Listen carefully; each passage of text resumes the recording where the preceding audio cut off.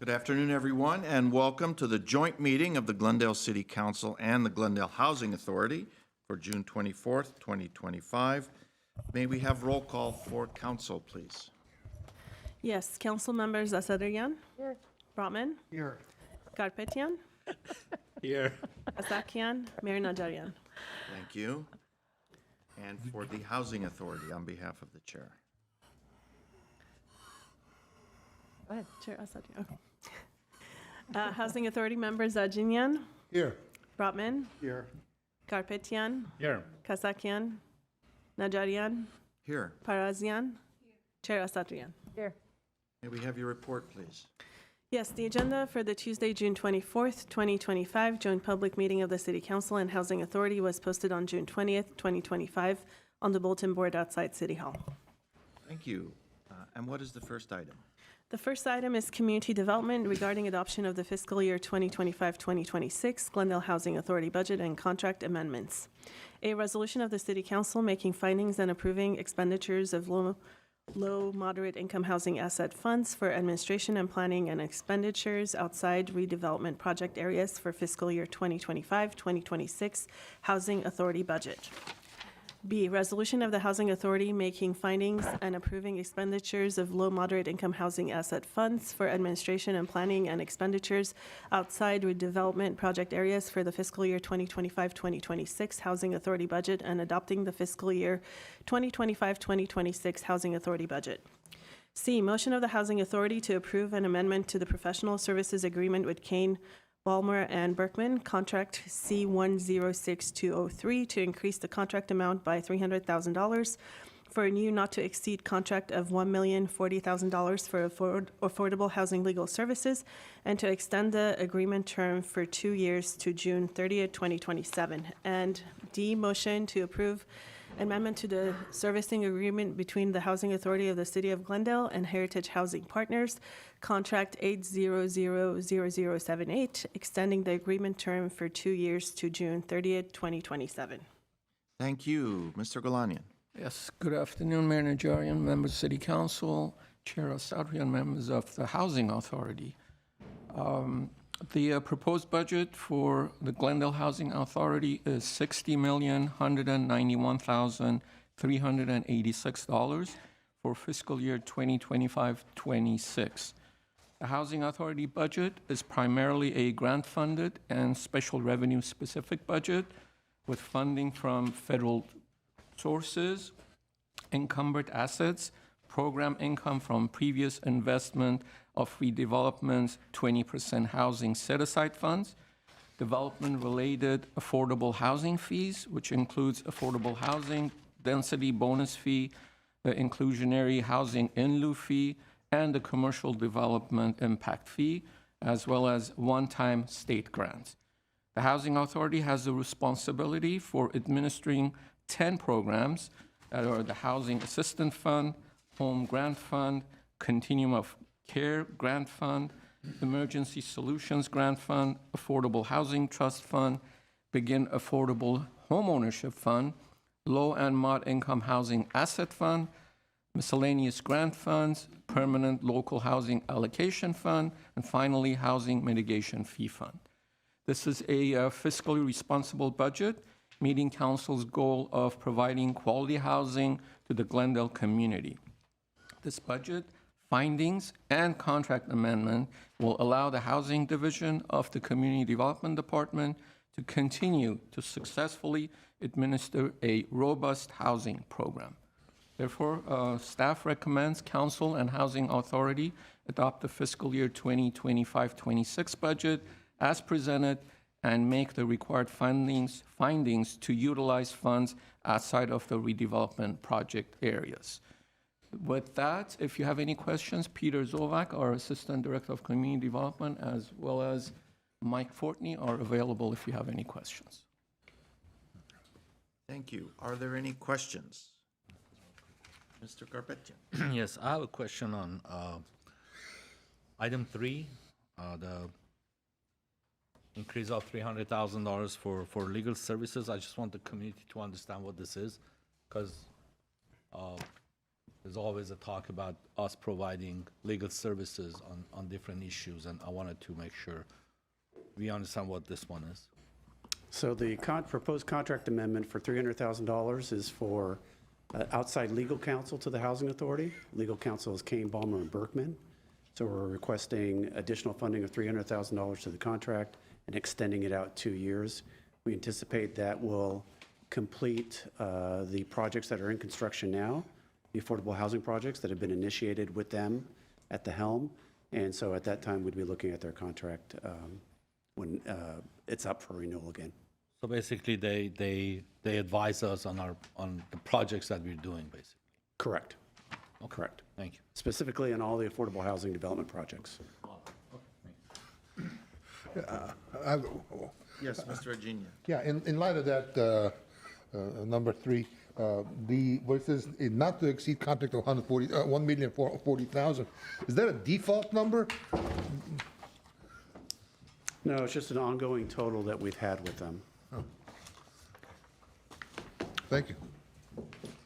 Okay, any other questions? I have one.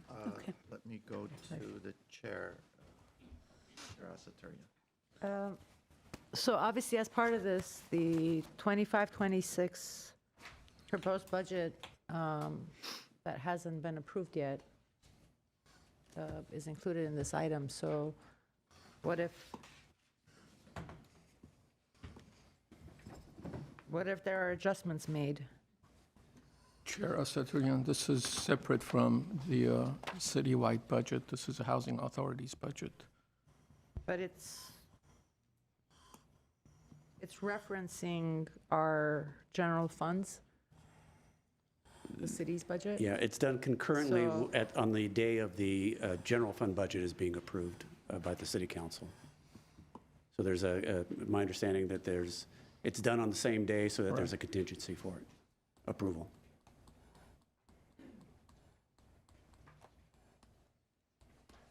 Okay, but,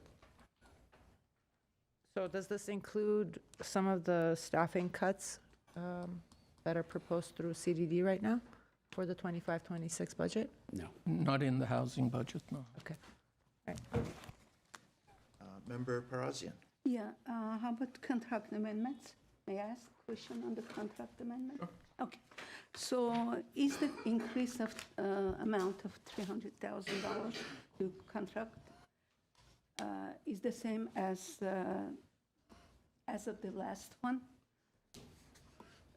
I mean, the amount, increase of amount. No, I don't think we've increased the previous contract with them by that amount. I think it was a lower amount. Okay. Okay, thank you. I have a question. Can you give us the latest, Peter, on the threats or the insinuations from the federal government that they would be either restricting funding or putting conditions on the funding, on the use of the funding? Yeah, that's Anything been- latest? That's been very difficult to try and predict. Certainly, the president's budget has some very significant cuts to the federal programs, particularly the housing programs. They propose cutting Section 8 program at about 50%. They propose eliminating the home program, CDBG program, as well as a few others. Obviously, it's the president's proposal and not necessarily what may eventually be approved by the Congress and the Senate. So it's kind of a wait and see, but it certainly does not look good. And if any of those cuts do go through at those levels being proposed, we'd be coming back with the implications of that. Certainly for the Section 8 program, it would be very significant to the point where we'd have to be having discussions about how to take people off the program to accommodate that reduced budget. And there are policies and procedures in place to do that if and when we have to do that. Okay, and we would then be, process-wise, you'd be asking us for a revised budget. Correct. At such point. Correct. Once it's made known to us, yes. All right, thank you. Do we have any public comment on this? We have one public comment on this item. Beth Brooks, you have 3 minutes.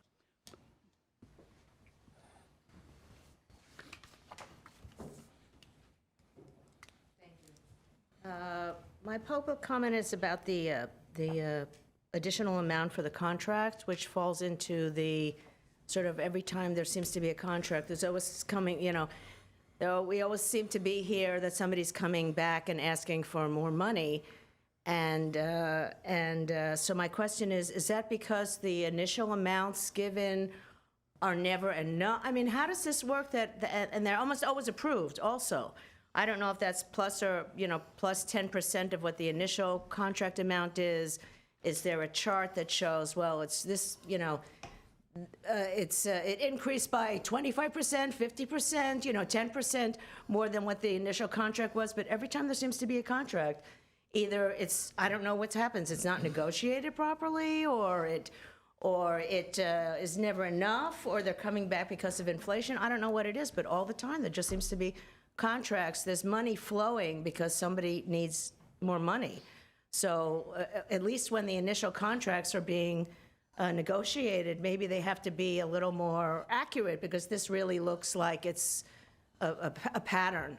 And my other suggestion is, although that's a charter review thing, I guess, that when you're renegotiating contracts for more than 1 year, in a year in which 3 city council members are in their last year, I think, of being in office, it would seem that you're saddling the next city council that you may not be on with expenses. And I would personally suggest that you look into things where you're just saddling the next city council with, not with anything new, or just with 1 year. Because I personally think that if there's more than one of you who may not be here next year, that there should be a charter, like a charter amendment that says, hey, you know what, when there's a new contract, you can't agree to anything more than a year. Because you could have a totally different kind of city council, especially with, I think, 3 of you, I'm not positive, I have to go back, that would have completely different priorities, and you're saddling them with something that I think they may not want. So that's my suggestion. Whenever I see things like 3 years and 5 years and 2 years, that would be something I think would be quite fair. Thank you. Thank you. Is that the last public comment? Yes, it is. Are there any other second thoughts or comments by the commission or the authority or the council? Okay. Can we, Karpetian? I mean, it was a great question. I mean, what is the increase for the 300,000? Because that's almost 50% of the contract, no? Okay. How much was the Okay. total contract, and how much is it being increased by? The contract is about 700,000. It's being almost increased by 50%. 300,000 over the course of 2 years. Okay. It's an amount of cost that we anticipate to be able to complete the Pioneer project and the, I forget the name of the. Piedmont Park, thank you, Piedmont Park project. And as I said earlier, around that time, we're going to be able to go back out to bid again for legal services to see what those costs would be moving forward. For this particular contract, we've been doing that, going out to bid for legal services about every 3 years. And Kane Balmer Berkman has continued to be the low bidder. And with their successful track record with the Housing Authority, we've kept them on board. So the increases for the more services that we More require legal from them, services we or- anticipate to have these projects put in place to convert them from construction to permanent. Got it. And any new project that might come along between now and then as well. All right. Okay, item 1A is a council resolution. Would someone like to make that motion? Sure, I'll move the council resolution under item 1. Second. 1A, moved and 1A. seconded. A roll call, please. Council members Asadrian, Yes. Brotman, Yes. Karpetian, Yes. Kasakian, Announcing my attendance and presence, and yes. Mayor Najarian. Yes. 1B, C, and D are housing authority items and agreements. Would someone like to move them? I'll make that motion. So resolution to Housing Authority and adopting the budget and then the extension of the contract that we just discussed. And is the third one the amending the service agreement between Housing Authority and City of Glendale? Do we need to, well, let's do it for housing. I don't know if council also needs to do that because it's two-sided. So 1D, is that the Housing Authority item, or does the city council have a piece of that action? Housing Authority. Just housing? Just Housing Authority. Okay, so I will move B, C, and D. Thank you. Second. Second? Roll call, please. Mr. Mayor, I just want to note for the record, I'm looking at the motion. It is a council motion for D in the packet. 4D. Okay, so let's, So I'll amend that, so I'll be moving B and C only B and C for the Housing for Authority. housing. Roll call, please. Housing Authority members Ajinian, Yes. Garpetian, Yes. Kasakian, Yes. Najarian, Yes. Parazian, Yes. Chair Asatryan.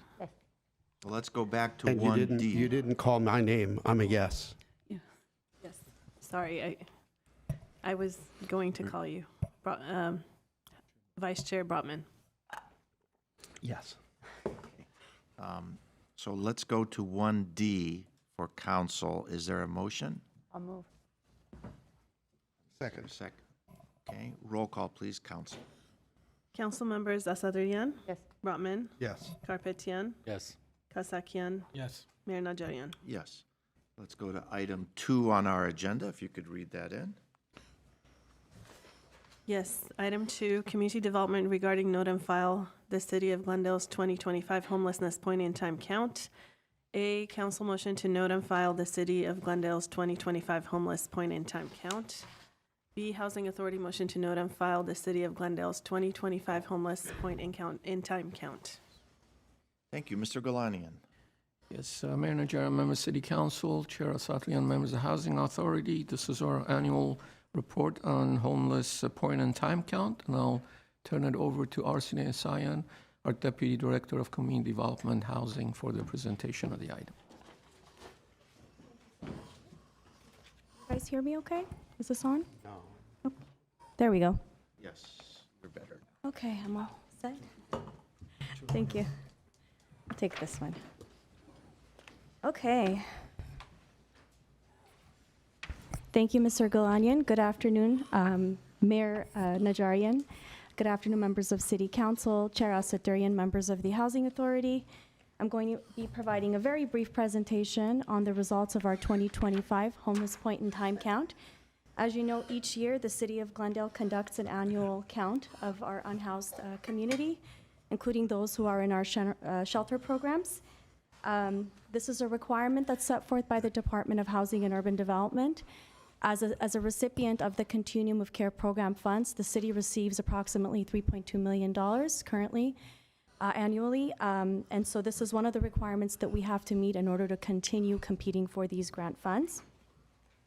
We also do this just to engage with the community and to kind of identify what some of the trends are and the needs are. The unsheltered count is not required each year, but we do this because our state and local funds depend on our PIT numbers. So we have been doing this for some time now. We are required to count during the last 10 days of January. However, this year, due to the recent fires, we did end up rescheduling the count to February 19th. However, we did have a morning count and an evening count, per usual.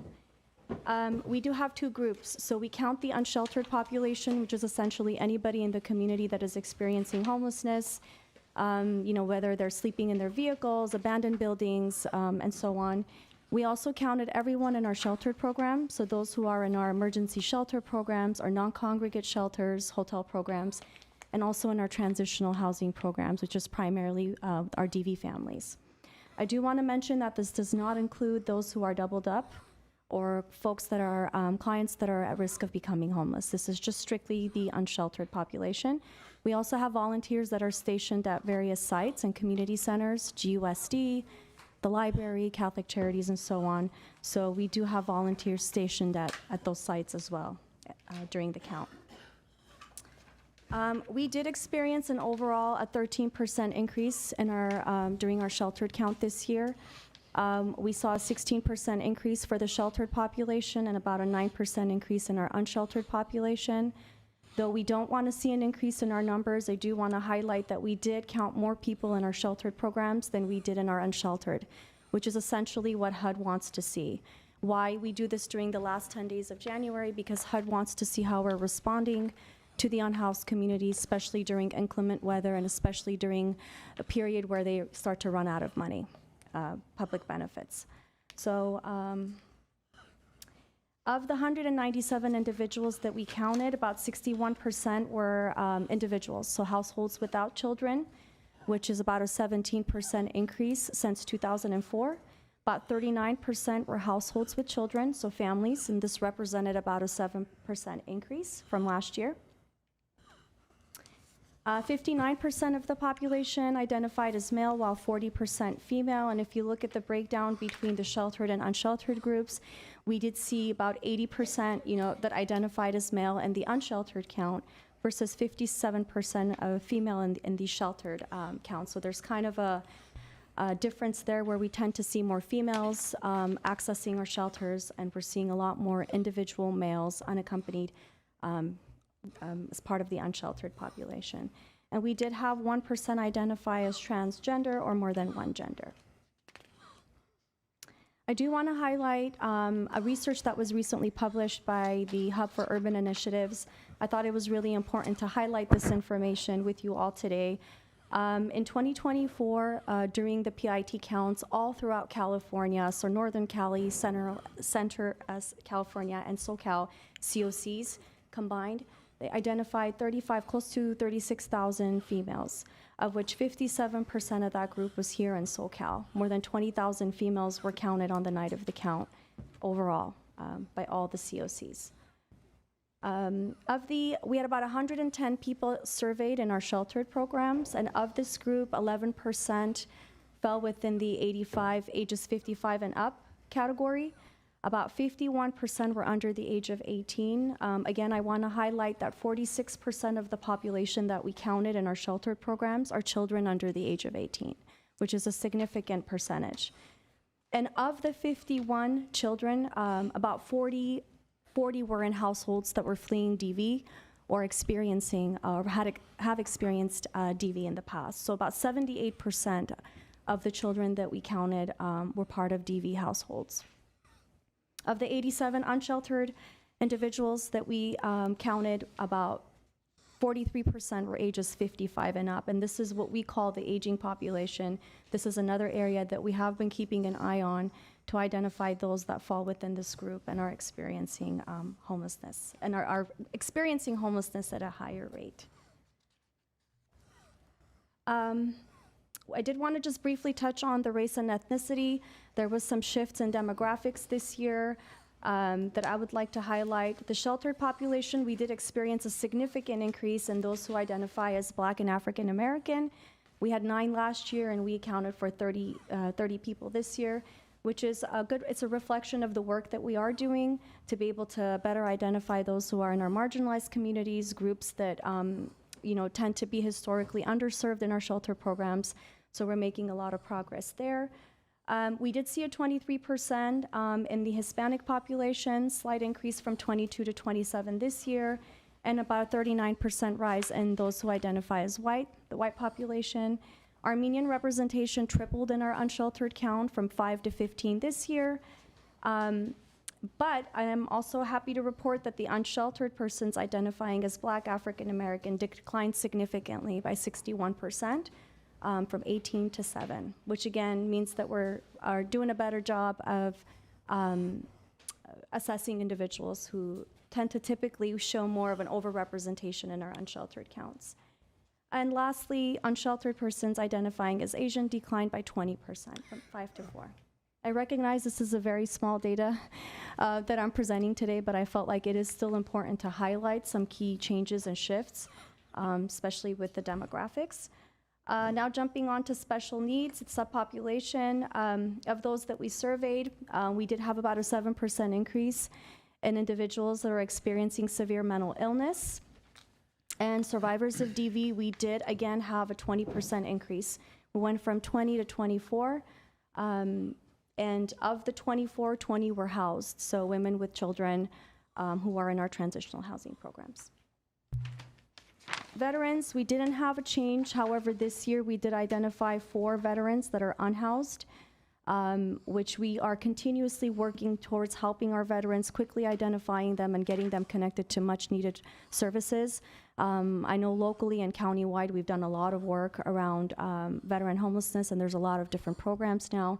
So, and this is a testament to that we have continuously strived to reduce this number year after year. Really quickly on the youth population, what we call transitional age youth, we identified 7 individuals within this age group between the ages of 18 to 24, reflecting a 17% increase from previous years. So I do want to highlight this area too. In Glendale, we don't come across too many homeless youth, unaccompanied youth between the ages of 18 to 24, but this doesn't mean that it's not an issue countywide or statewide. Youth homelessness is on the rise, and I think it all depends on what programs we have in place that can better identify homeless youth.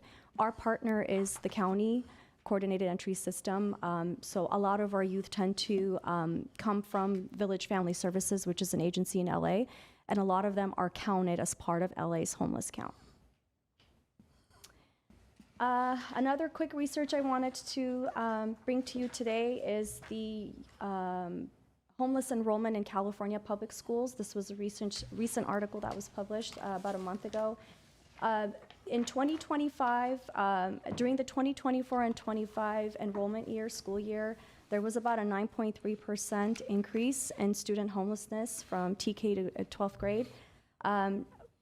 Overall, there was 230,000 students who were experiencing homelessness this past school year. And as you can see, there was an increase from last year, 210,000. Over the past decade, there's been about a 37% increase in homeless youth. And this is an area that we've seen locally too. We do partner very closely with GUSD, with our homeless liaison, and we have noticed kind of an uptick in our students who are experiencing homelessness. So I wanted to highlight that. Very briefly on the chronic homelessness, we saw a 25% decrease in the sheltered population, where the opposite, we saw about a 35% increase in our unsheltered groups. And when I say chronically homeless, this is a very specific definition that individuals and families have to meet. You do have to be continuously homeless for 1 year or have 4 or more episodes of homelessness within a 3-year period. It's a mouthful, but and you have to have a disabling condition. So there is a very specific definition for this group. The majority of the individuals were outdoors during our unsheltered count, 36%. Although we did kind of we're seeing this trend where we are finding more people in their vehicles during the count. I know I mentioned this last year, and this year as well, there was about a 7% increase of individuals who were sleeping in their vehicles on the day and night of the count. As far as the unsheltered population, health conditions reported, of the 87 individuals we counted, 23% reported having at least one disabling condition, which has doubled since last year, since 2024. I won't go through all of them, but one of the main ones, 11% was physical impairments, and chronic health conditions came in second. Employment status. Very quickly, of the 87 unhoused individuals, about 57 reported being unemployed, which is an increase from last year, from 2024. Okay, unsheltered population, chronic homelessness. So we kind of broke this up. I wanted to just touch a little bit on chronic homelessness that we're seeing in our unsheltered population. We have seen an uptick, so the homeless count did verify that. We had a total of 17 individuals that were identified on the night of the count as being chronically homeless. And of the 17, 10 stated, and this is all self-reported, by the way. We have individuals complete a survey, so what they tell us is what essentially gets inputted into our count. Of the 17, 10 became homeless in the city of Glendale, of which 60% have lived in Glendale for more than a decade. And 50% of that group fell within ages 65 and up, which again is the aging population. 43% reported this was their first time becoming homeless in the city, and we do track first-time homelessness as well. This is one of our state measures that we also have to keep a track of. So 43%, that is a significant percentage that became homeless for the first time in the city. This is based on the responses that we received. And of the 37, about 62% lived in the city for more than a decade, in some cases their entire lives. This is based on their response, about 23 individuals. And 18 individuals, about 49% of this group, were aged 55 and up. And 84% were primarily male. We saw mainly the male population, and a small percentage, 16%, were females. Reasons contributing to their homelessness, about 14 individuals, 38% said they did become homeless due to high rents in the city. Again, this is all based on self-reporting. There's no way for us to verify that information, which is about a 75% increase from our last count. We had about 8 people that were experiencing homelessness due to high rents. This year, we did come across 14. And about we had a 14% decrease in those who claimed unemployment was the reason why they became homeless. I won't go through all of the details on the slide, but we did provide the information for you. We kind of listed the individuals, the age group, their employment status. We thought, race, should be included in their income and the rent amount that they were unable to afford. There were other reasons that were identified too. Domestic violence was, for example, one reason, identity theft, restraining orders, other reasons that didn't really make it on our list. Sheltered versus, I wanted to also provide a 3-year trend. I won't go into it in detail, but I wanted you guys to see this breakdown of the 3 years that we've been counting, at least since I've been here. I wanted to kind of break out from 2023 to 2025 what we're seeing and the sheltered and unsheltered population groups. And also domestic violence. I felt like this was an area where we should be paying closer attention to. Since COVID, we did see a significant spike in DV. It has kind of leveled off, but again, it really comes down to programs as well. I'm sure if we had more programs, we would be able to serve more clients. But I won't go through them one by one. I just really wanted you all to have that information. Age, again, we are tracking age when we're looking at the trends, primarily looking at children and families, since that tends to be a really significant portion of our shelter population, and the aging population as well. We are seeing more people that are 55 and up in our unsheltered groups than we are in our sheltered programs, which is something that we should take a closer look at, we as in the continuum of care. Lastly, we understand the PIT has limitations. It's a very small data set group that we're looking at. There's a lot of other factors like race and ethnicity. The federal data doesn't capture everyone in the different communities. So we also plugged in our annual count. These are numbers that we pulled from our Homeless Management Information System, our HMIS system. This is a shared database with the county, Pasadena, Long Beach, the city of Glendale. I wanted to kind of showcase how many people are actually coming through our continuum of care and accessing services versus how many people we're capturing on the night of the count. The first list, the annual unsheltered homelessness presentation, it kind of breaks down all of the different agencies. So we have Home Again LA, Glendale Police Department, Essentia, and Adventist, because in 2023, Adventist was helping us under the CARES Act grant. So we wanted to include them. Kind of a breakdown of how many people we're serving duplicated. And then the second presentation, it looks at all of the folks that we outreach to in our community. This is unduplicated individuals and families that were provided a service in the city of Glendale. So I felt that was really important to highlight because the count does not in any way capture everyone that comes through our city and seeks services. It's just a snapshot. And really quick, just some mapping here. Again, similar to last year and the year before, it's mainly localized in our downtown Specifically, Central Park area is where we tend to take the most number of surveys.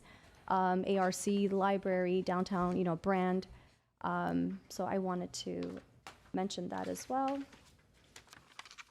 And down to my last slide. So we do have some recommendations.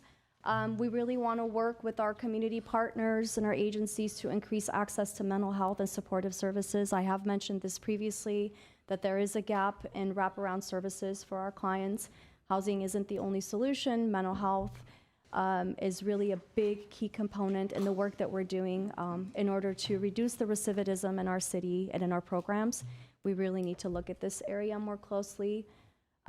Expanding culturally competent outreach, really being able to strengthen our outreach efforts to pull in support from our county partners, DMH, DHS, and then tailoring our outreach to better meet some of our groups, like people who are fleeing DV, like people who have previous trauma that we're not able to, provide that culturally responsive care to. Increasing housing availability, of course, that's always important to invest in, housing developments, increase our rapid rehousing programs, bring on board more interim housing, although, with interim housing, it is a temporary Band-Aid. That's why the permanent housing programs are key. And also promote workforce development, really being able to invest in workforce development programs to equip individuals with the skills that they need in order for them to maintain their housing. These are possibly families that have fallen on hard times and are in our rapid rehousing programs, for example. How can we better equip them with the workforce training and skills that they need to maintain long-term housing and self-sufficiency? So with that, I'll end my presentation. I kept it nice and short this year. I know you guys have a lot on the agenda, but I'm happy to answer any questions that you might have, anything that I didn't cover. I'm happy to do so now. Any questions? Mr. Arginian? Very good presentation, by the way. I just want curious, how long was this duration of the period of the count? How long did the count take? It's about 3 hours, so 5 a.m. to about 9 a.m., and then we reconvene at night, I think between 6 p.m. and 9 p.m. So about 3 to 4 hours is typically, sometimes we'll go over if we can, if we have more people and we want to get to more people. Generally speaking, we keep it between 3 to 4 hours, morning and night. So a total of 8 or 9 hours we're counting. So the total hours was... We do morning and night counts, Yeah. so it doesn't go all day. Oh. Now, at our community centers, they will count all day. They do have staff. If staff is available to count individuals throughout the day, they will. We just tell them to make sure to kind of stay with the same volunteers or staff because we want to avoid duplication. Because the longer you go, you run the risk of duplicating, and we don't want that. We want unduplicated numbers throughout the day. Did I answer your question? And one more question. Yes. I'm just curious. As an overall diagnosis of the homelessness problem in our city, what is the conclusive? What did you? What is it? Is it domestic violence? Is it mental health? What is the overall diagnosis? That's a very tough question. It's a culmination of a lot of things. Well, what did you learn? What did you learn from this last count?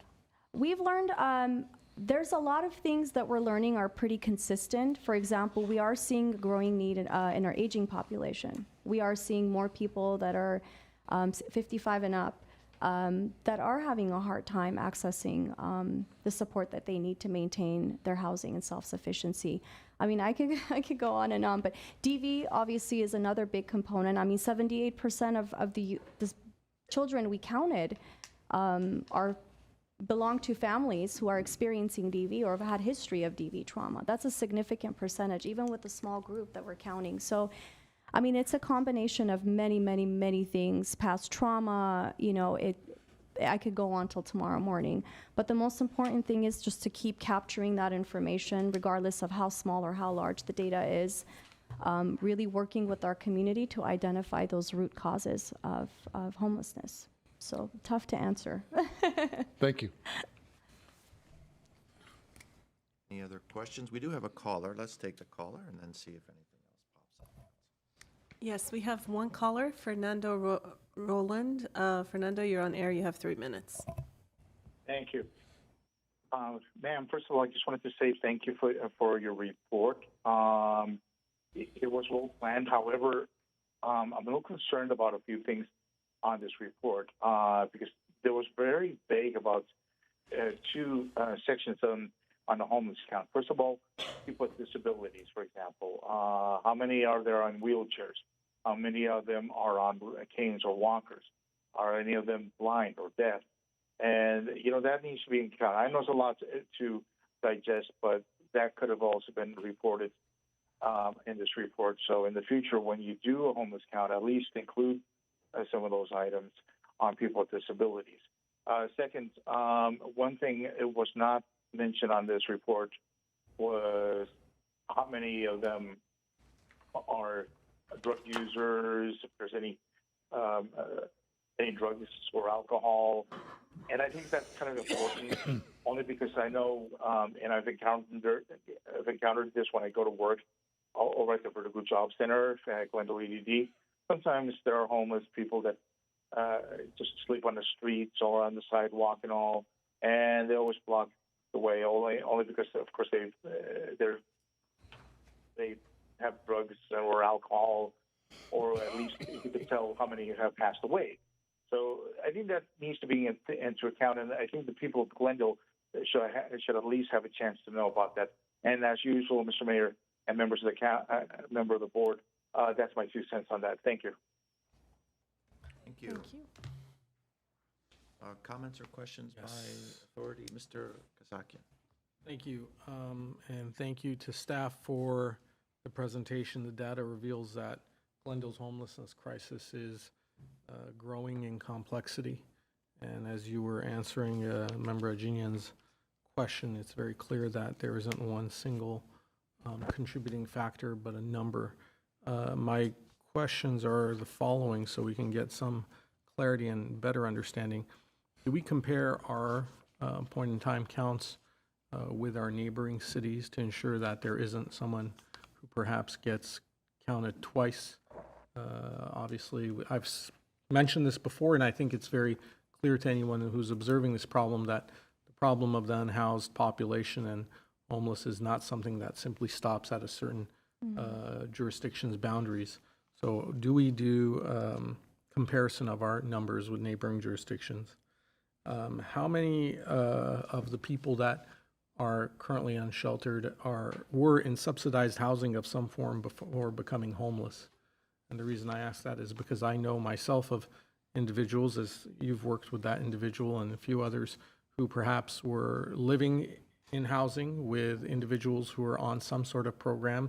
It could have been Section 8. It could have been, a lot of people who are in those programs tend to be seniors, and the person living with them is an adult child who is perhaps a home caregiver, and then upon the passing of one parent or both parents, it puts them in a financially untenable situation that results in homelessness.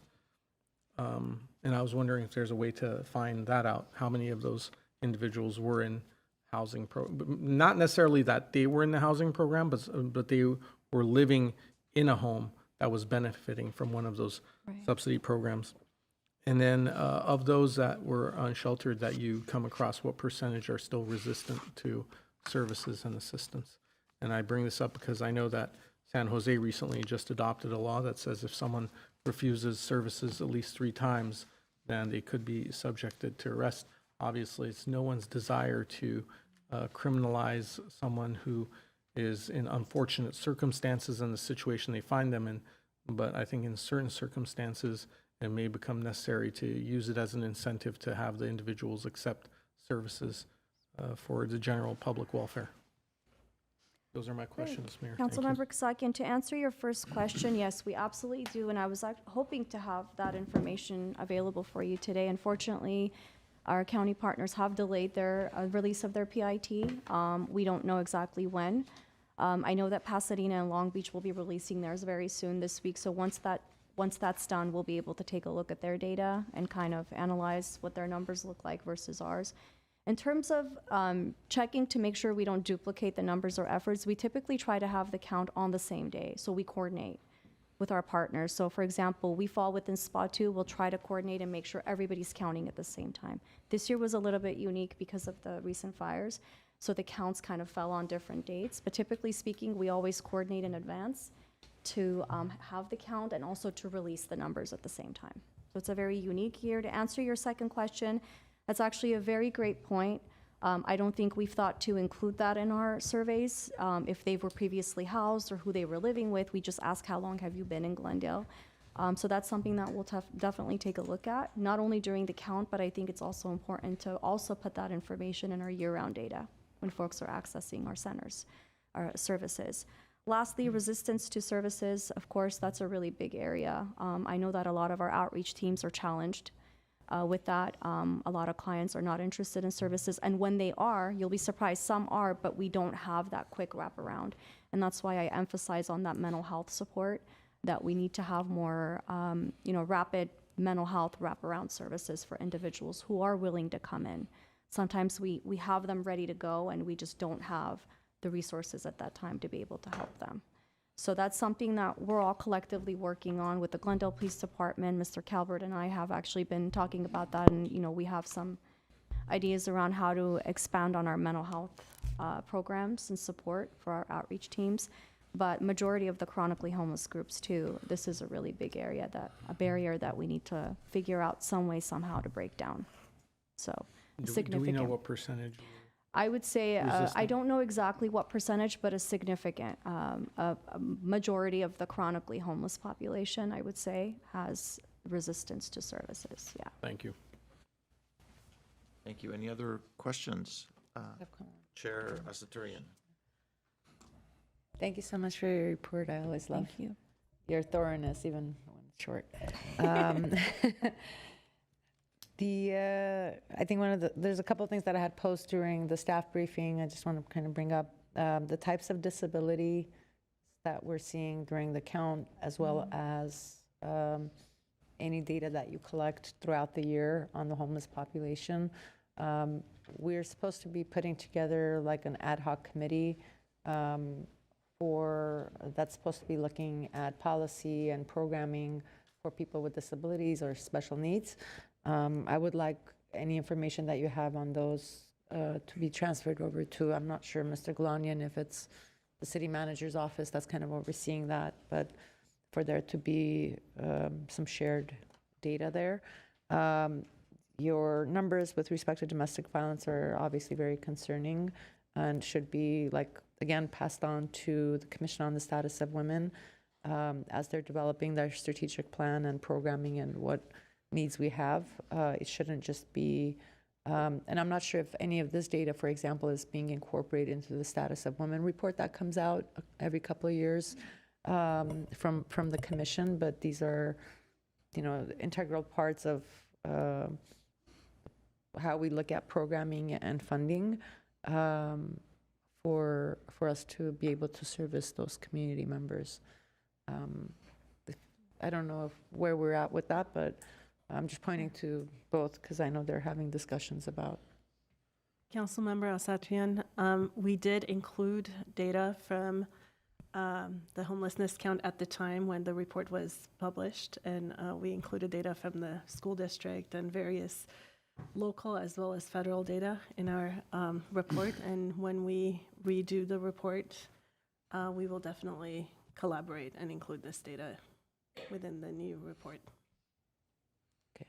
And then is that usually kind of shared and taken into account as you guys are looking at your budgeting for the year or requests for budgeting? Do you go back to these reports and say, hey, we had identified these specific areas and this is how we want to tackle them?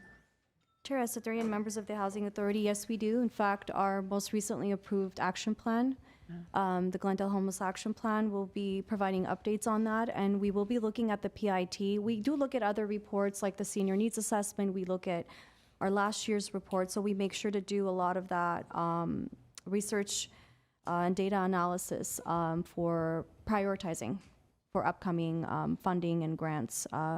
We will look at our year-round data. Our year-round data, typically we look at it starts from October 1st to September 30th each year, our HUD data.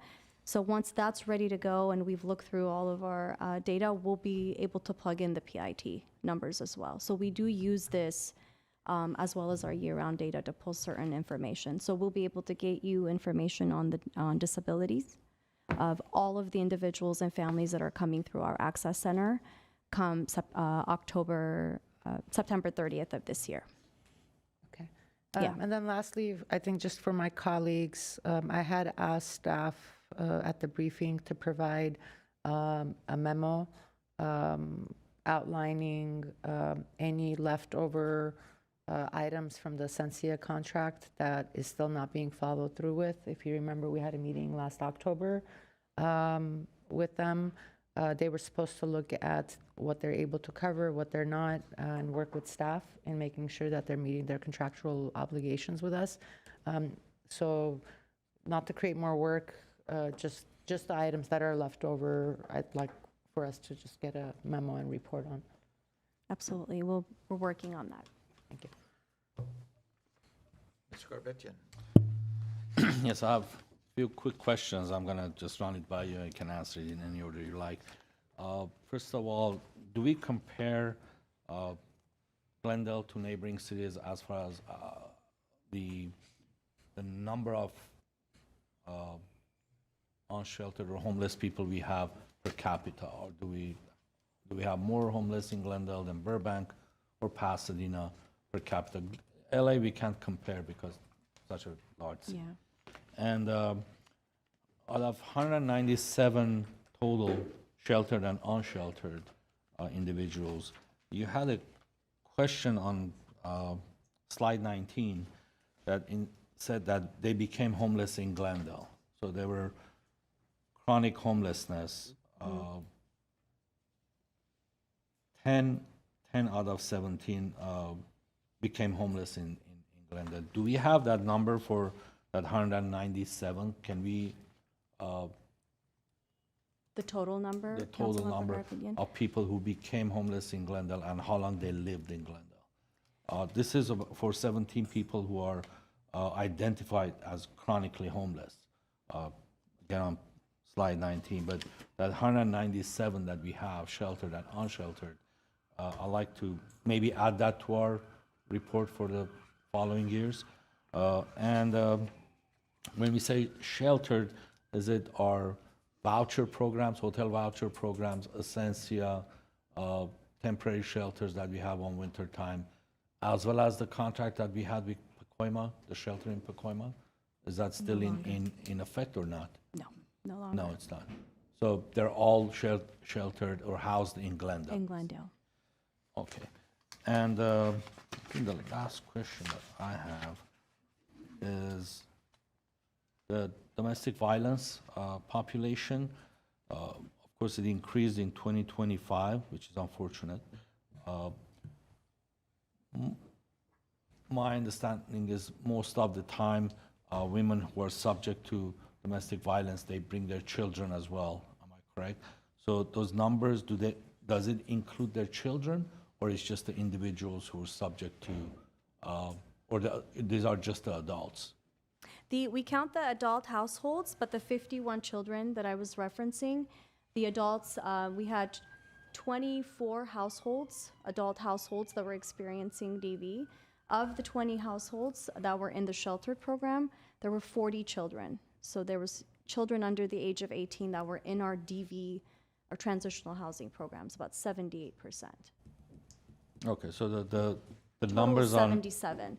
But we Okay. kind of broke it down with children versus the head of households, because we Got it. wanted to highlight how many children are experiencing homelessness on the night of the count in our sheltered programs.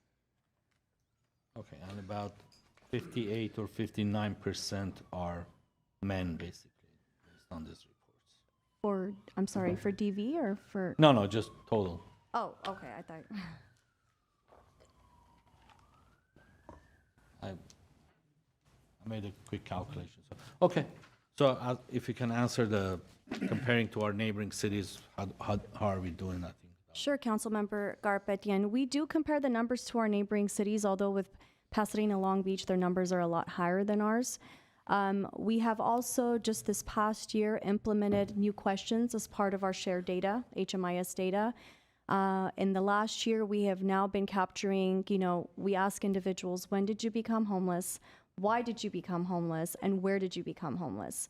So now we actually have the ability to capture everyone that's coming through our doors year-round to be able to pull this data. In the past, we were not able to plug in those specific questions, but we have received clearance from our county collaborative partners too to be able to track this data locally, because prevention is a really big piece too that we're tracking, and these questions are important for us to understand why people are entering the homeless response system to begin with. So next year, I will have more information for you on that for the sheltered and the unsheltered groups. Yeah. Okay, thank you. Yeah. Thank you. Any other questions or comments? Mr. Brotman? Yeah, thank you for the report, all the detailed data. I have a question. It's going to be similar to Mr. Ajenian's question in that, it's there's all this granular detail, right? But if you were to step back, if somebody, the proverbial elevator conversation, what would you say? What's the narrative? What's the big picture? What are the trends? You bump into somebody and you have 2 minutes to tell them about, what's the situation in Glendale like with homelessness? How would you describe it based on what you saw in this year's PIT? That's a tough question, but I'll do my best to sum it up. As I previously mentioned, we're a very unique city, and we really pride ourselves on helping everyone and anyone that's coming through our doors. But as you all know, just where we're located too, we do share boundaries with other cities and spas. And so in the past year, we have seen an influx of people in our city, primarily in the unhoused groups.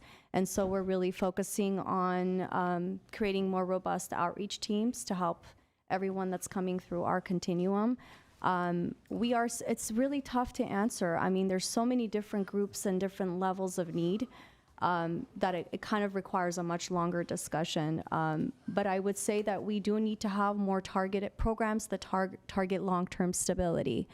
Housing is just one component. We saw that with the emergency housing voucher program. We were able to house quite a few people. Over 225 families and individuals were housed in the matter of 24-month period. But now we're seeing this real need where we need to provide those intensive wraparound services to keep people housed.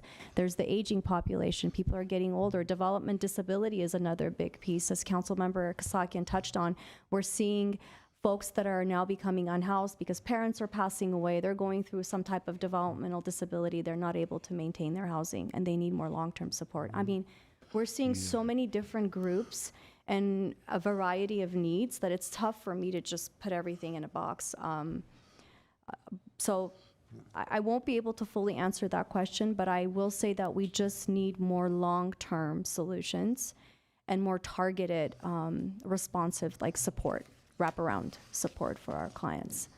Okay. That's what we need. That was good. I hope I answered that. A couple more. So the Boise case, the decision there, or the decision, I guess, to overturn that, right? What's the impact? I know we've seen maybe a couple anecdotes that suggest that maybe our kind of new policies on camping have maybe pushed 1 or 2 people to accept services that didn't previously. But is it more than just 1 or 2? Is there a trend? Are we seeing that change is having an impact on our homelessness situation? Councilmember Broadman, first of all, we have a wonderful police department outreach team where they're service focused, service first. They really push hard to get people housed and get the services that they need, including our providers, our service providers. In the last year, I have to say we've had some success stories. We were actually able to recently house a 15-year unhoused individual who was a senior, very well-known encampment here in Glendale. And as a result of PD's push for him to get help and to get support, we were able to help him within a month. We were able to get him connected to public benefits. Some of you might even be familiar with them. We'll be sharing a success story with you if we haven't already. But this is one of many cases that we have seen in the past year where folks are actually starting to come around and they are starting to accept services. And the Glendale Hotel program, though, as I mentioned, it is kind of a temporary Band-Aid. It's a temporary shelter, right? A lot of folks that end up going to our hotel programs kind of get to see what it's like to be housed after so many years of experiencing homelessness.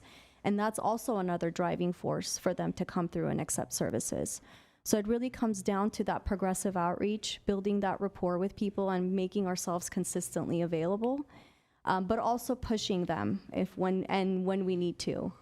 Obviously with the housing first approach and service first model, I think our teams are doing a pretty good job with getting clients housed because of all of this. So it's more than just the one case, because I remember hearing about one case, I don't know, 6 to 12 months ago. So it's more than that. It's a handful, maybe. We've had 3 in the last few months. One in particular that, we knew he was on the streets for 15 plus years. And I can tell you that that was a direct result of PD's outreach efforts and our support. And he was able to get housed within a month. And our new kind of a little bit more, a little bit more of a push. What's the word? Rigorous Slight. Approach. Yeah, push. Okay. Well, I have a question about eviction. So, because you don't have in the recommendation anything about eviction prevention, but what are you seeing in terms of the people that are newly homeless? Are many of them coming from, they were housed, they were renting an apartment or something, and they fell on hard times. I mean, we hear this story. They fell on hard times, medical issue, divorce, and they end up getting evicted. Are we seeing that? We are seeing a growing number in our prevention programs. We are seeing individuals that are having a harder time, just rent burden and, the utilities. It's a combination of different things, just cost of living, where we are seeing more first-time homelessness in our community, and we are tracking that. We are trying to build more programs to help folks that are experiencing homelessness for the first time, some prevention programs. I know that with Measure A, we are looking at expanding our homeless prevention programs. And we're just now tracking more data with regards to preventions and evictions just to see where we are as a city.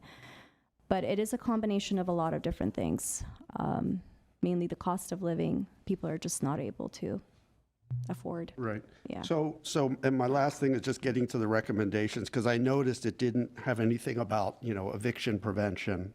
You have, increased housing availability, but I would think one of the recommendations, I would have expected to see something around, being more forward leaning in terms of trying to prevent evictions. That was one thing I would have expected to see. And the other thing, there's nothing in the recommendations about domestic violence. You mentioned mental health and supportive services, but given the role of domestic violence, I'm surprised that that's not also in the recommendations. Councilmember Broadman, a lot of the recommendations, these are all kind of braided in. This is just a very high level list of recommendations that we have. And when we think of the PIT count, we are trying to reduce the chronic homeless numbers. And a lot of, at times we think of housing first, wraparound services, increasing mental health, but you're absolutely right. Prevention does play a big role. And we're happy to add another recommendation, but as part of our year-round action plan, we actually do have prevention as one of our priorities.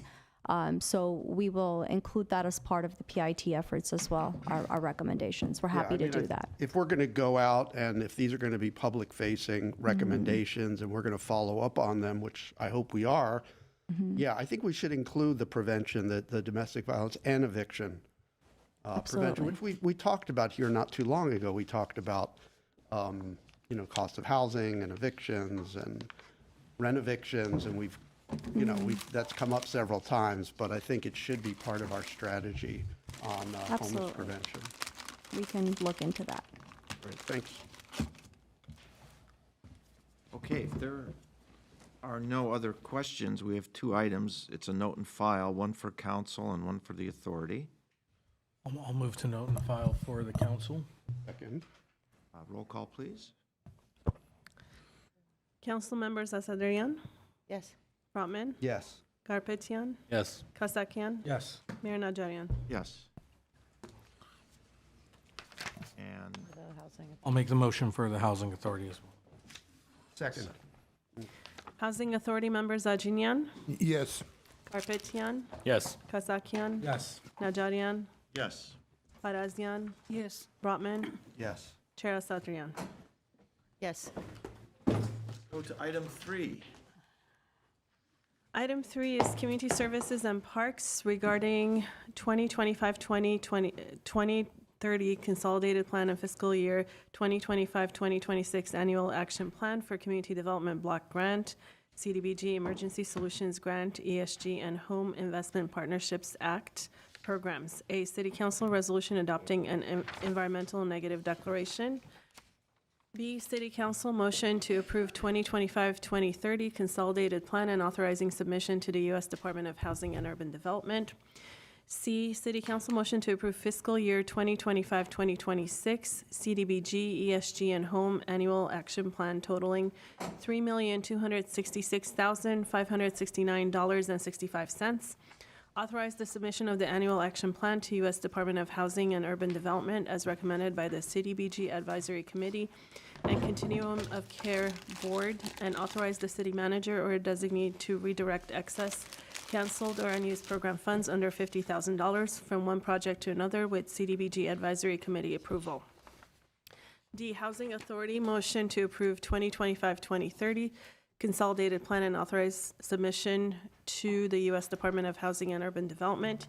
E, Housing Authority motion to approve fiscal year 2025-2026 CDBG, ESG, and Home Annual Action Plan totaling $3,266,569.65 and authorize the submission of the annual action plan to U.S. Department of Housing and Urban Development as recommended by the CDBG Advisory Committee and Continuum of Care Board. Mr. Golanian. Yeah, Mayor Najarian, member City Council. Maggie Kavarian's already at the podium to present this item. She has become our renowned expert in these annual action plans and the presentations that she's made year after year. Maggie. Thank you. Thank you, Mr. Golanian. Mayor Najarian, members of the City Council, members of the Housing Authority, I promise to keep this very short and to the point. This year, we are doing our 5-year consolidated plan along with our annual action plan that we present to you each year. This PowerPoint gives you a snapshot of our 5-year projected entitlement for our 3 programs. Our 3 HUD programs are Community Development Block Grant, the ESG program, as well as the Home Partnership Program. We're looking at about 15.7, a little under 15.7 million in the next 5 years from HUD.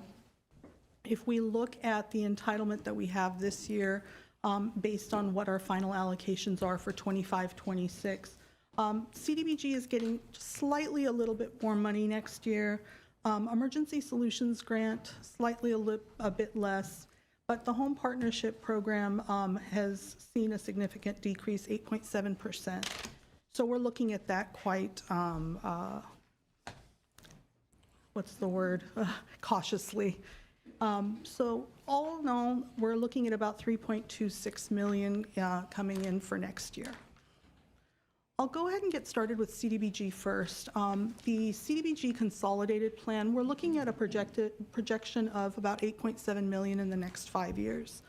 Our goals and strategies have pretty much remained the same, very broad goals and strategies for the next 5 years, looking at public social services, public facility improvements, and public and neighborhood improvements, looking at senior, youth, legal, homeless services, mental health, employment services, and helping to fund those in our community. When we look at the year, we're looking at about $260,000 in public social services. This is always a very popular pot of money that our community agencies seek to receive funding for. It does have a cap of 15%. Our National Community Development Association is working to lift that cap and make it at least 20%. So we're waiting on them to help us to advocate for that, as are other municipalities throughout the nation. Now, the capital improvement projects, that's the huge part of it. That's about $1.1 million that we will be receiving along with program administration. So just to get into the public social services aspect, this is where our community agencies had applied for funding back in November of 2024. We had 14 community agencies this year apply, and 12 community agencies were recommended for funding from our CDBG Advisory Committee. One agency had withdrew from consideration, that was Essentia. They received funding through our Homeless Services Program, and one agency was not recommended for funding this year. Now, we also try to look and see what types of programs are being funded. So just a snapshot, 38% are homeless services programs that we're funding in CDBG, public social services, 36% are adult and senior counseling programs, and 26% are youth programs. This is a graph that shows all the agencies that had applied for funding, what they requested versus what was recommended.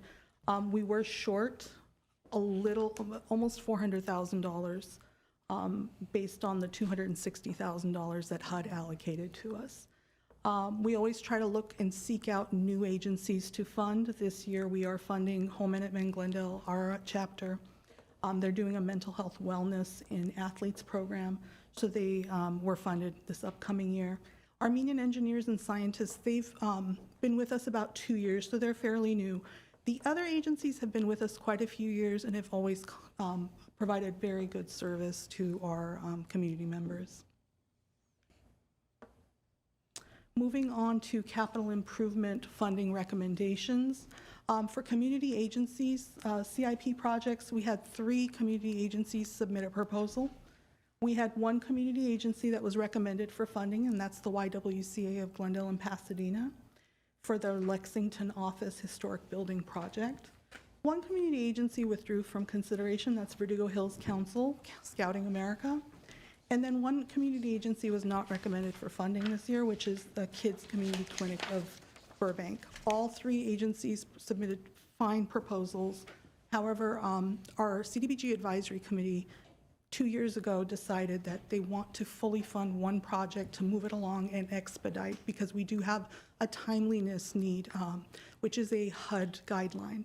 So YWCA of Glendale was already received their grant funds from other sources. They were really shovel ready, whereas Kids Community Clinic is still awaiting certain funding and waiting on those just few other permits and whatnot to get started. So they were going to take a little bit longer.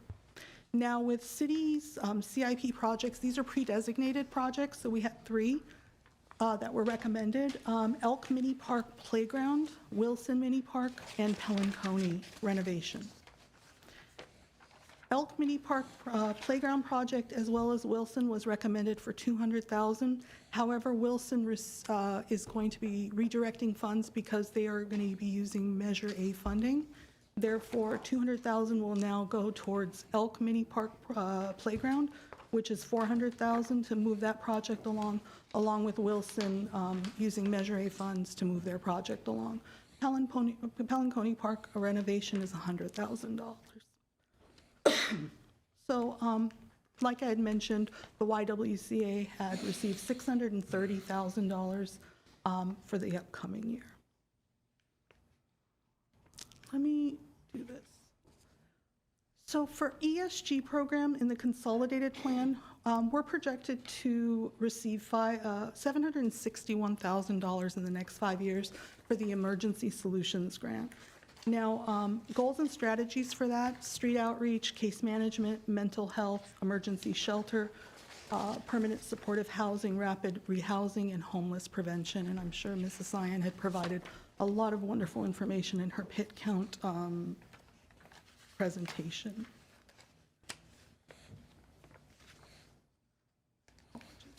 Please. Sorry. I'll go back.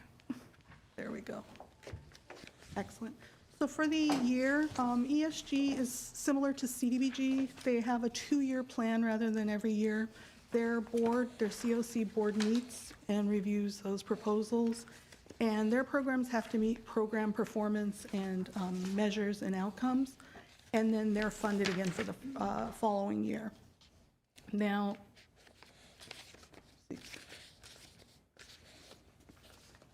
there we go.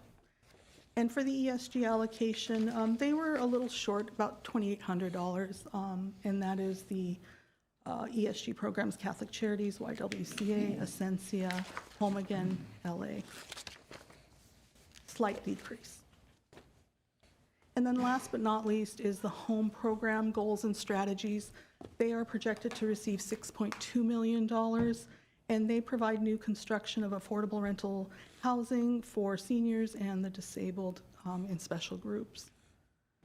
Their annual allocation is a little over $1 million for the project itself, where they set aside projects for, they set aside money for future projects. Their program administration is at about $137,000, and then they also have to set aside 15% for community housing development organizations. So all in all, in 25-26, they will be receiving $1.37 million. This concludes my presentation. I also have the chair of the CDBG Advisory Committee, Mr. Armik Alvedisians, here, as well as one of our commissioners, Mr. Ronnie Garibian, if you have any additional questions. Okay, thank you. Are there any questions? Yes, Chair Asaturian. Thank you. And thank you to the commission members. So on the public social services programs, obviously provided the smaller funding versus how much our organizations applied for. I'm seeing that there's like a little bit given to a larger group, which makes me think about even our conversations around our PVC programs in Glendale Water and Power. What was the conversation like and the process? Because I would hate to give money and then only to learn that it wasn't actually impactful because of the amount that was given. I usually like to give a little more to less and have it be more impactful versus just kind of spreading it, because I don't want to hurt anyone's feelings. And I don't know where the matching funds would be coming from. If you can speak to that, please. That's a really good question, and this is a question that comes up every year during the interview process. And the advisory committee is pretty much, we've kind of set a standard where $10,000, we will not go lower than $10,000 in funding, because if you are a community agency, you are doing a lot of paperwork, and it's very paper intensive because we do have to submit that data to HUD. And our agencies that are returning understand that, and we explain that to our newer agencies because we host an open house, and we tell them very clearly and let them know that this is what it is, what these are the requirements that we have. Most agencies, what we do is what they request at the time of the interview, of course, is a lot more. But when it comes down to getting the funding, we do reduce the numbers, of course, because they can't serve, for instance, 100 people with $10,000. However, many of our agencies continue to do that and continue to serve because they are receiving funding sources from other areas. So a lot of agencies have several funding sources that they use, but we also advise them that please do not depend on CDBG. You just don't know. Every year could be different. So to answer your question, we have a cap at $10,000, and there was a contingency plan, and we've had this contingency plan in place quite a few years because we're not getting final allocations from the federal government on time due to our continuing resolution in Congress. So this year, again, there was a contingency plan in place that all agencies, once the final numbers came in, we couldn't go under $10,000.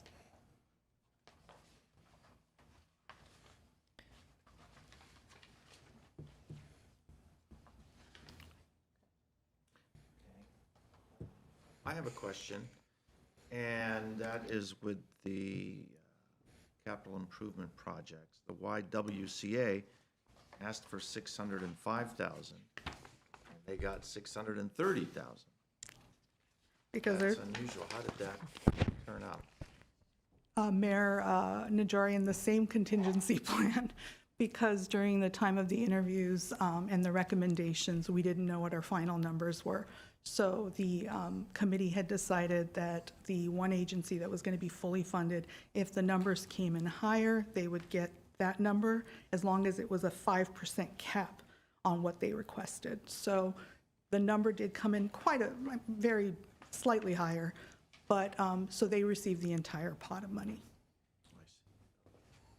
You guys did, you did the same kind of outreach, right? I'm actually surprised at the number of applicants for the CIP this year. It's usually, We usually get between 2 and 3, usually.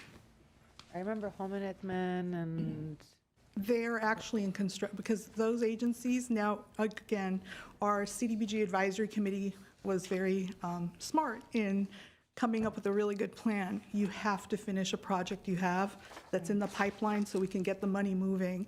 So therefore, both Homelessness as well as Catholic Charities currently are in projects. They have projects and they have funding from CDBG. So those are what they're working on at this time, whereas the YWCA has a brand-new project. So they won't apply next year, for instance. so you guys have put a limit on if they are in the If they are not, if they. construction phase, then they can't apply? Exactly. If they haven't spent down their current CDBG funding and they're still working on a previous project, they can't apply for a new project. We are trying to move the money along. Mr. Small Brown. thing, yeah, I mean, I'm just noticing under the ESG allocation, so there's some organizations are getting money from both, like Catholic Charities gets 35 from ESG, and I forget what the number was from CDBG, smaller number, but. Right. And then the same with Home Again LA.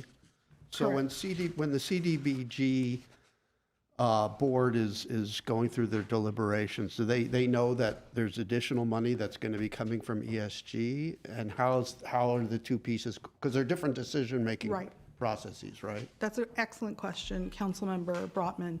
What we do is, Mrs. Sion from the Homeless Services section, she actually helps us review proposals that we have, and we work together on that. Budgets as well as proposals, we use the same online system. So our CDBG Advisory Committee is well aware of that system because they also use the system to review those proposals. When we're reviewing budgets, there are different types of programs. So what CDBG funds is homeless prevention. I can't really speak to what Mrs. Sion is funding in ESG, but what we do is homeless prevention specific. If Okay, that I answers. noticed like Catholic Charities, they're both the Loaves and Fishes Homeless Prevention. They're both the Correct. same program. So Correct. they're getting, from one bucket, they're getting 35, and from the other, they're getting Catholic Charities, another 32. So, We They're can getting- ask Mrs. Sion if, what the ESG program entails. I mean, I don't have Right. an issue with it. I was just curious, like, do the two sides, is the CDBG Advisory Board aware that they're getting this chunk from ESG, and that Yes. might go into their thinking about whether they want to allocate out of CDBG or how much? That is correct. Yes, they are aware. We do tell them. Okay. Thank you. Mr. Carpenter. Organizations that they apply, do they have to be a Glendale-based organization? They do not have to be Glendale-based, but they have to serve the Glendale population. Okay. So that answers my big question. And there is an organization, Committee for Armenian Students in Public Schools, and their program is Intervention, Prevention, Clinical Group Counseling. This is in GUSD?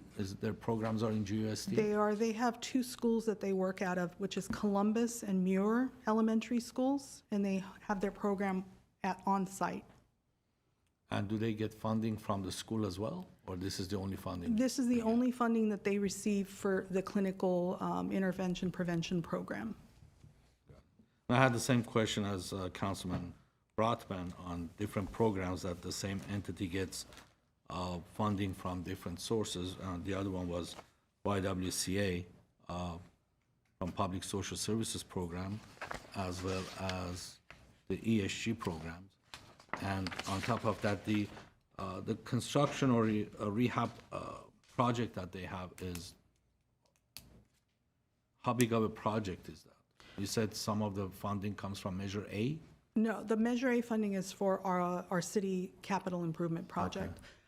For the YWCA, we're funding $630,000, but they received additional funding from HUD.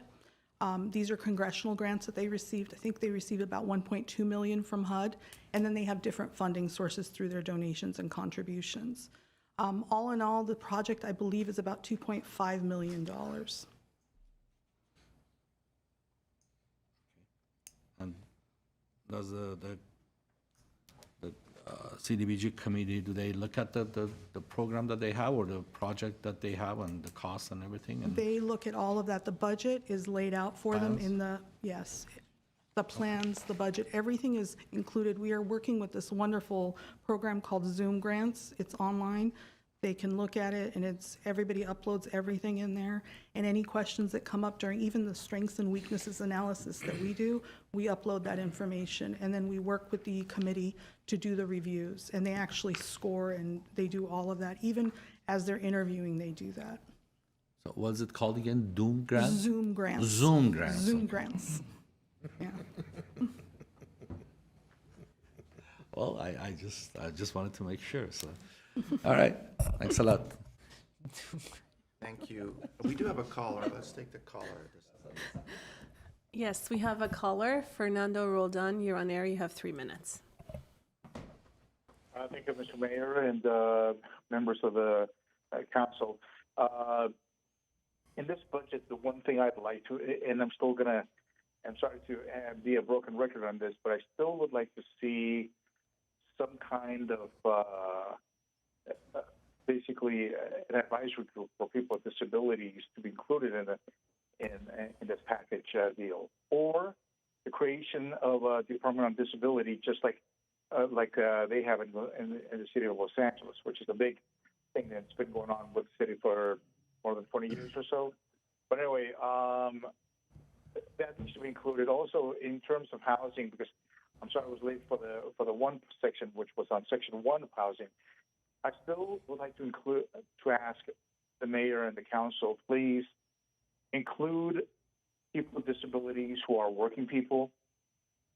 The reason why is because sometimes, with the fact that housing is a bit strenuous and costly here, especially for myself who's been trying to find better housing because of my physical disability, I'd like to still address that and making sure that there's a budget for some of us who are working people, not just people who are on Social Security or anything like that, but basically people who are working class people who have a disability and sometimes cannot afford to live in expensive apartments or housing. And I bring up that attention to the mayor and to the board to make sure of that. And anything, like I said, anything related to this, to sidewalks, parks, and all, I still would like to see that you guys create some kind of commission for people with disabilities. And as usual, Mr. Mayor and the council, that's my 2 cents on that. Thank you. Thank you. Mr. Garbettian? Yeah, for city manager, who is my commissioner on CDBG?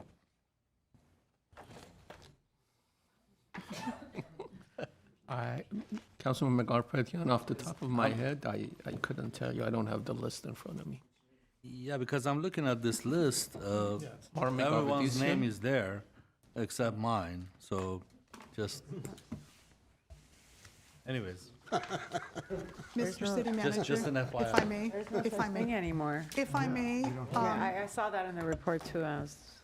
Mayor Najarian, members of the City Council, members of the Housing Authority, if I may, during the time of the meeting, that was the time that the City Council was, I believe, appointing new commissioners, and we included the folks who actually made the funding recommendations. So the commissioners that you see there are the ones that were making funding recommendations at the February 26th meeting. So I apologize. You will see your name on the next report. That's okay.